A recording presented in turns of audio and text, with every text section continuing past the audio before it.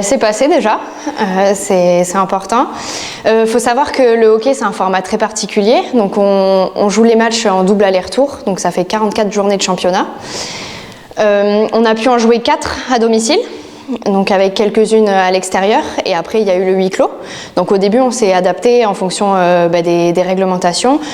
Par exemple nos salons, on en a fermé un parce qu'il y avait trop de personnes, au niveau des restrictions c'était pas possible. Le second on l'a restreint à un nombre limité de personnes et on l'a fait en format assis, donc ça nous a permis aussi de tester des nouvelles choses. Ça a fonctionné, les gens étaient contents. Et puis après, l'herbe, on s'est fait couper l'herbe un peu sous le pied parce que du coup, le retour du huis clos, donc là, plus grand chose à préparer les jours de match. Mais globalement, on s'est adapté. Ça nous a permis de tester des nouvelles choses aussi. On a pris un tournant digital qu'on n'avait pas forcément pris avant. Il a fallu continuer à créer le lien avec les abonnés, avec les partenaires, avec les supporters. Donc on a mis en place hors glace une émission pour parler des matchs. On a aussi créé des podcasts pour aborder des sujets un peu plus intimes, un peu plus légers avec les joueurs.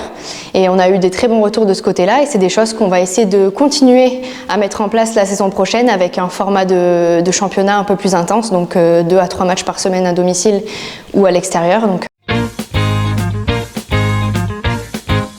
C'est un peu différent parce que du coup l'enjeu sportif on le voit plus trop, c'est-à-dire que la patinoire est vide, ça motive pas forcément, sachant que la formule de championnat elle a changé plusieurs fois au cours de la saison, donc je pense que sur le point de vue mental c'est un peu compliqué de s'entraîner sans forcément de but à atteindre, sachant que je crois qu'on a atteint un record de un peu plus de 50 entraînements sans match, donc c'est vrai que c'est assez particulier. Après cette situation Covid ça a permis à des jeunes joueurs d'avoir leur chance sur la glace. Et ils ont pu justement jouer et puis ça a donné lieu à des titularisations pour la saison prochaine. Donc c'est vrai que ça a permis un peu de tester plusieurs configurations et de voir après le huis clos, on a joué les matchs, ça a peut-être impacté un peu sur le résultat, mais voilà, au moins ça a permis aux joueurs de garder le contact avec la glace pour la saison prochaine et de pas perdre complètement le contact. Alors, il faut savoir que du coup, cette saison particulière, moi j'ai considéré ça un peu comme une longue intersaison. C'est-à-dire qu'avant tout, ça nous a permis de nous mettre à jour, de faire des nouvelles choses, d'approfondir les choses qu'on n'a pas forcément le temps de faire en saison normale, parce que c'est un cycle. On a l'intersaison qui dure à peu près 3-4 mois, et puis après, on a la tête dans le guidon entre les matchs, on sort à peine la tête de l'eau. Là, au contraire, ça nous a permis de poser, d'entamer, de bien préparer. Et justement, après l'effectif change comme chaque saison. C'est vrai que cette période, je pense que ça a entraîné pas mal de remises en question du point de vue des joueurs. Il y en a pas mal qui pensent à la suite, donc qui partent ou qui arrêtent complètement. Donc gros turnover pour la saison prochaine.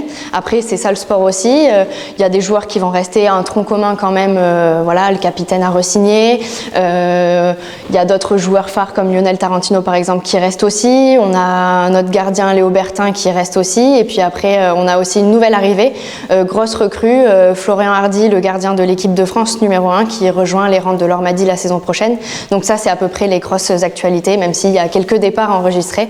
Mais ça, je vous invite à aller suivre notre page Facebook et nos réseaux sociaux pour rester informés à ce niveau-là. Alors c'est très simple, il faut entrer en contact avec le club, on n'est pas beaucoup à travailler, on est 2 actuellement, il y a ma collègue Audrey qui est attachée direction et puis il y a moi qui m'occupe de tout ce qui est marketing, communication, sponsoring.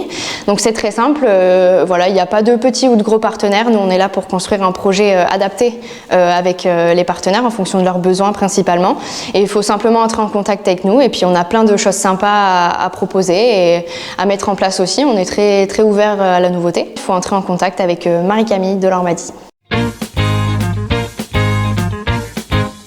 On a hâte de retrouver tout le monde à la patinoire en configuration match, parce que c'est ça aussi l'essence de notre métier, c'est de pouvoir tout mettre en place pour que les gens passent un bon moment. Donc on a hâte de renouer le contact avec tout le monde. Je pense qu'il y aura quand même des mises en place, il va falloir rester quand même vigilant et puis s'adapter très rapidement. Mais la Ligue Magnus et le hockey, c'est un sport assez particulier, qui est sympa, qu'il faut découvrir. Et puis j'encourage tous ceux qui ne sont pas venus à la patinoire ou qui n'ont jamais vu de hockey à venir au moins voir un match dans leur vie et à la barre en plus au bord de l'eau. Donc venez à l'Ormadi.